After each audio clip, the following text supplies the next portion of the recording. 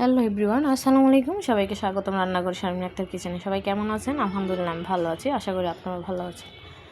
যারা মুরগি পছন্দ করেন না, পোলট্রি মোরগ, এইভাবে রান্না করলে অবশ্যই ভালো লাগবে। আমি যেভাবে রান্নাটা করেছি আপনারা দেখতে থাকুন।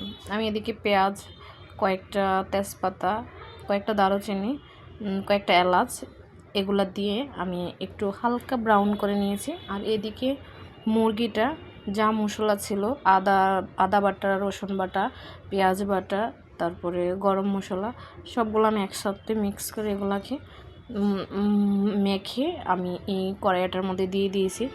এখন এগুলাকে আমি নেড়ে চেড়ে সবগুলাকে একসাথে উল্টায় পাল্টায় একদম লাল লাল করে কষিয়ে নেব। ওই অবধি পর্যন্ত সবাই অপেক্ষা করুন।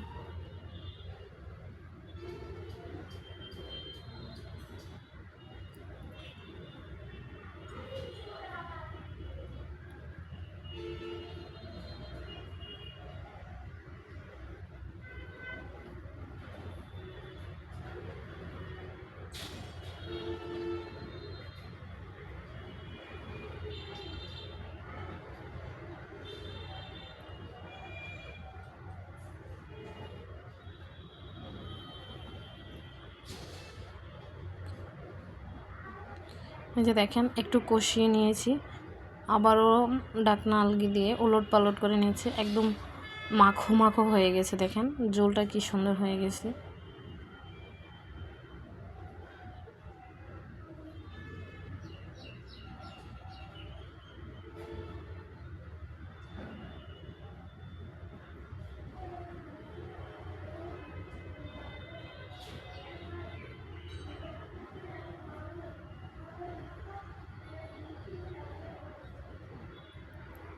আমি আবারও ঢাকনা দিয়ে ঢেকে দিব।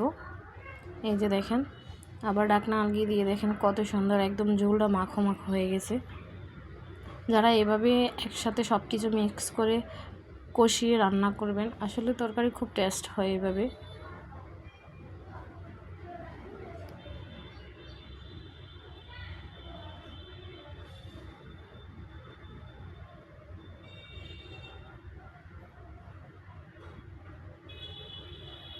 আমি এটাকে কয়েকটা আলু দিয়ে পাতলা ঝোলের মতো রান্না করব।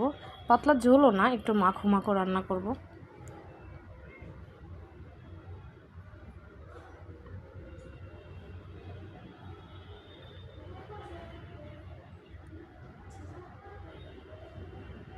এটার সাথে ঝোল অ্যাড করেছি। এখন কয়েকটা আলু এগুলাকে আগে ভাজি করে রেখেছিলাম, এখন আমি এগুলার সাথে দিয়ে দিব।